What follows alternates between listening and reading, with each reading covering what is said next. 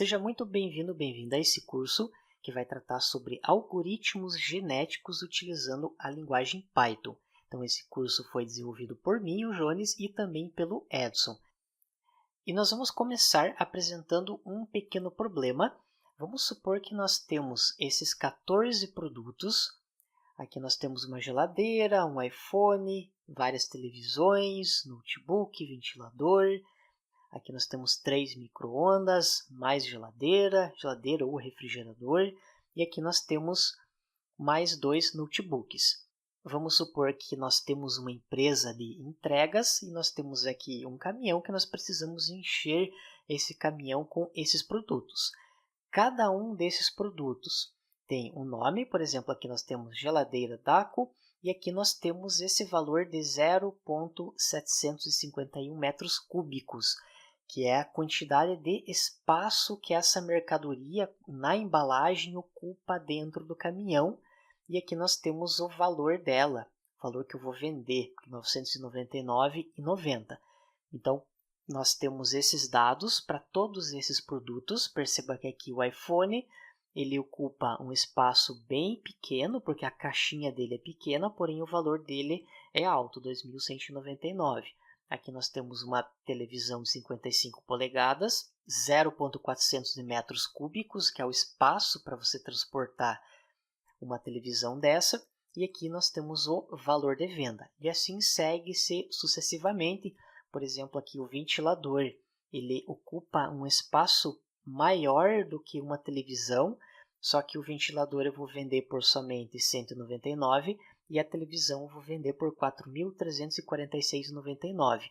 Então, eu preciso ter uma forma de decidir quais produtos que eu vou levar para que eu maximize esse valor do lucro. Os produtos que são os mais caros são a minha prioridade para levar.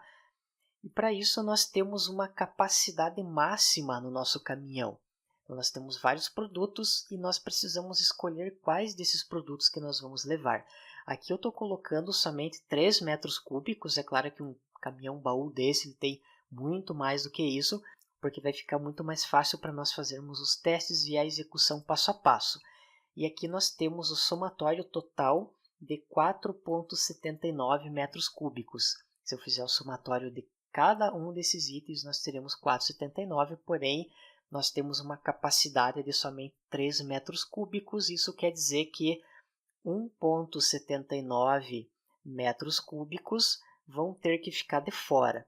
Então, desses produtos que estão aqui, será que eu vou deixar de fora o iPhone?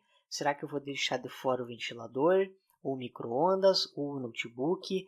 Então, a ideia do nosso curso será resolver esse problema. Nós vamos criar passo a passo um algoritmo genético que ele vai receber esses produtos e esses dados, e o próprio algoritmo, no processo evolutivo, ele vai descobrir qual é a melhor combinação de produtos ou quais são as melhores combinações desses produtos que você pode levar para você maximizar esse valor que está aqui. Então, esse é um cenário bastante atual e real hoje em dia, que inclusive você pode pegar essa codificação que nós desenvolvemos aqui e você aplicar em uma empresa de transportes, por exemplo, ou em outros cenários que também você pode utilizar a mesma codificação. E para contextualizar o porquê que nós vamos precisar aplicar algoritmos genéticos ou técnicas de inteligência artificial para resolver esses problemas, nós vamos falar um pouquinho sobre corrida de cavalos. O primeiro, o cavalo de fogo. Não sei se você conhece, talvez se você esteja nas faixas dos 30 e poucos anos, então um desenho bem dessa época mais ou menos. Aqui nós temos um outro cavalo que é o pé de pano do pica-pau. E aqui nós temos um outro que é o pacato do He-Man. É claro que aqui o pacato do He-Man ele não é um cavalo, ele é um tigre, um leão, mas eu acabei não achando nenhum outro exemplo de cavalo, então vai o tigre mesmo.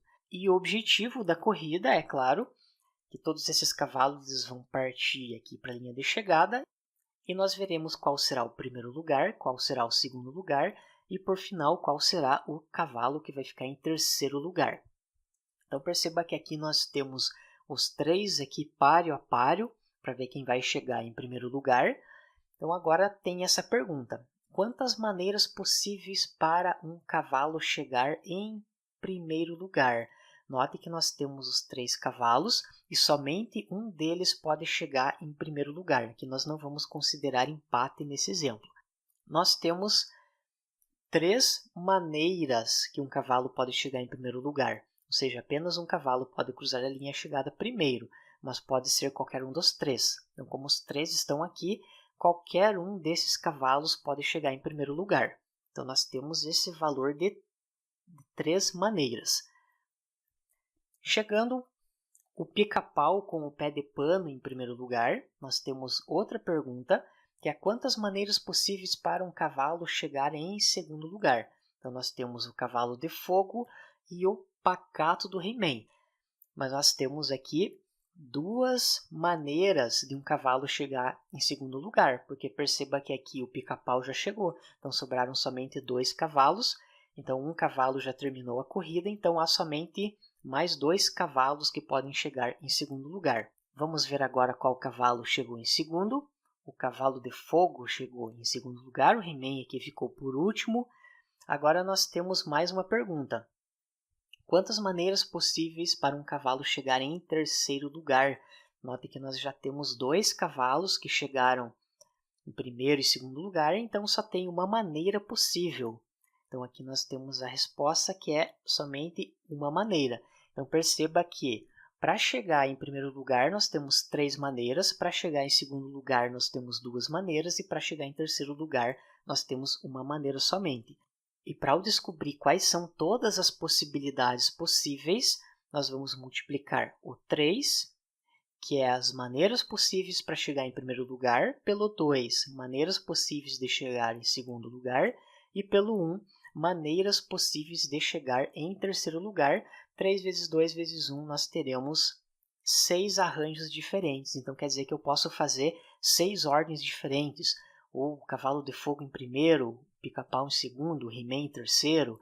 Ou o pica-pau em primeiro, o He-Man em segundo, o cavalo de fogo em terceiro, e assim por diante.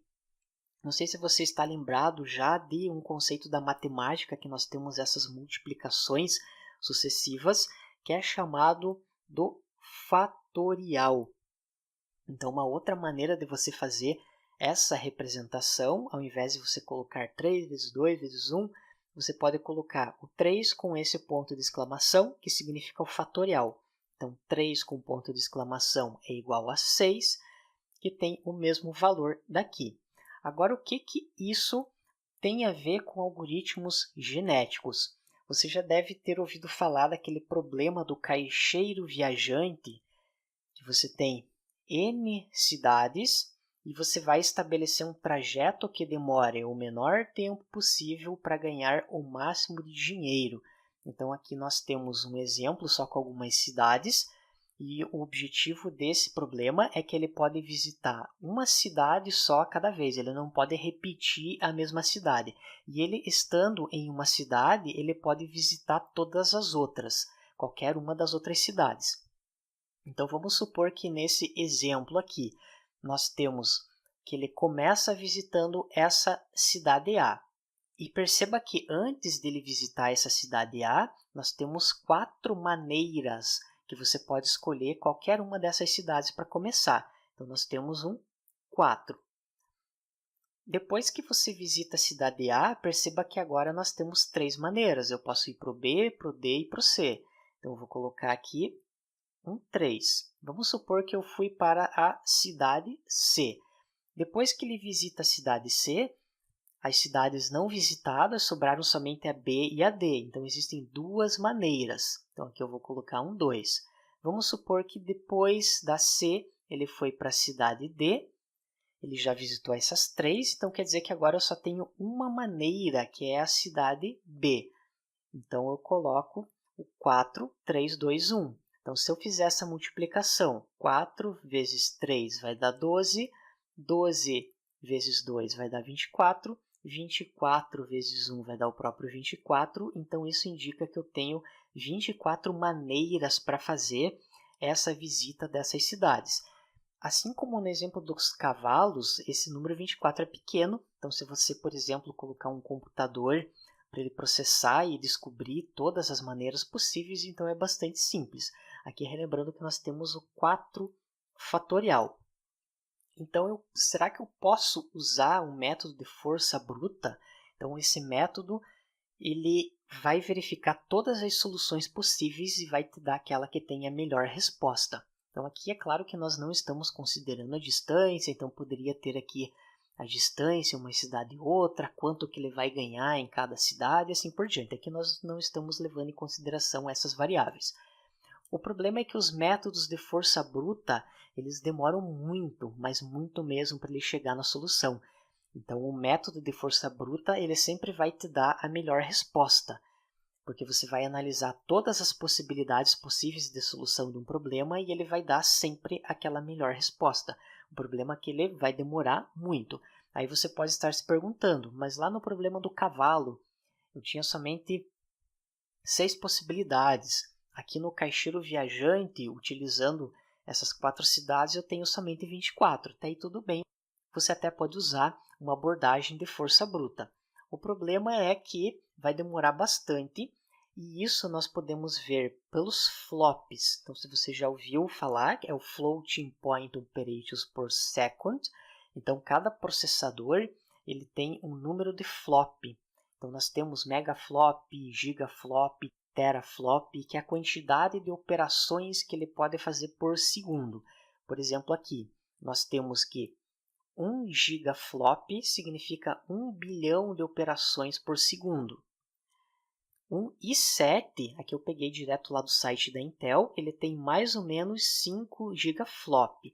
Quer dizer que se você tem um processador i7, você vai conseguir fazer 5 bilhões de operações por segundo. Então, a princípio, é muito maior do que esse número 24. Você não precisa ter um processador muito potente para você achar essa solução. E o que vai acontecer é o seguinte: se nesse problema do caixeiro viajante você tiver 100 cidades, você vai demorar mais ou menos 2.000 anos para você encontrar a melhor solução. Porque o que vai acontecer? Esse problema do caixeiro viajante, ele é um fatorial. Então aqui embaixo eu coloquei aqui o valor. Ó. Perceba que nós temos aqui o 100 fatorial, então tem aqui um número gigante. Então ele é muito maior do que 5 bilhões de operações por segundo. Então quer dizer que você vai levar aí talvez uns 2.000 anos para você conseguir resolver esse problema se você precisar fazer o teste de todas as soluções possíveis utilizando esse método aqui da força bruta, porque o fatorial de 100 você vai precisar multiplicar o 100 por 99, depois por 98, 97, 96, 95, 94, até você chegar no 1. Então ele vai dar esse valor extremamente gigante que você não vai conseguir fazer o processamento com o computador. E note que aqui nós temos um pequeno pedaço de um mapa de cidades, somente uma parte aqui do Brasil, que nós temos muitas opções de caminhos. Então isso acontece também se você tiver um aparelho de GPS ou com o Google Maps, que ele vai traçar a menor distância entre duas cidades, então ele não vai fazer por força bruta. Então existem alguns algoritmos inteligentes, alguns que utilizam heurística, que eles vão te dar uma resposta aproximada. Então quando você utiliza esse tipo de abordagem de inteligência artificial, tanto algoritmo genético como busca gulosa, busca estrela, ele nem sempre vai te dar a melhor solução, porque a melhor solução você só vai conseguir mesmo se você fizer a aplicação do método de força bruta. Aqui você vai ter uma solução, de certa forma, aproximada, que eventualmente vai dar resultados interessantes. Então perceba que com 100 cidades você vai demorar mais ou menos 2.000 anos. Imagine com todas essas cidades, imagine se eu aumentar essa visualização e colocar o mapa do Brasil inteiro. Aqui nós temos também o conceito do petaflop, que já é 1 quadrilhão de operações por segundo. E aqui eu peguei uma notícia desse supercomputador, o Tian 2, que ele consegue executar 94,97 petaflops por segundo, aqui de setembro de 2017. Mesmo se você tiver um supercomputador desse, você vai demorar muito tempo para resolver esse problema do caixeiro viajante somente com essas sensidades. Então imagine você trabalhar em larga escala, em escala nacional, em escala mundial. Então é praticamente inviável você utilizar esse método da força bruta. Então é aí que entra a utilização dos algoritmos genéticos. Aqui nós temos a imagem dos 14 produtos, que a nossa ideia é escolher quais devem ser transportados, e aqui é um pouquinho diferente, ele não vai entrar nesse esquema do fatorial. Nós temos um valor 0 e um valor 1. Então quer dizer que se eu marcar o valor 0 para esse primeiro produto, eu não vou levar. Se eu marcar o valor 1, quer dizer que eu vou fazer o transporte. Então aqui nós temos essas opções. Cada um desses produtos vai receber valor 0 e valor 1. E para você calcular quantas possibilidades nós teremos nesse exemplo que nós vamos fazer no curso, basta você multiplicar 2 vezes 2 vezes 2 vezes 2. Claro que aqui nós multiplicamos por 2 porque eu só tenho essa resposta. Não vai levar e vai levar. Se eu tivesse uma outra resposta, vai levar, não vai levar e talvez vai levar. Então, você multiplicaria por 3 e daria um resultado bem maior. Somente com esses produtos nós teremos 16.386 combinações diferentes. Isso quer dizer que se você utilizar um método de força bruta, você vai precisar executar todas as soluções 16.000 vezes até que você encontre aquela melhor, que ela vai maximizar o valor que você vai transportar.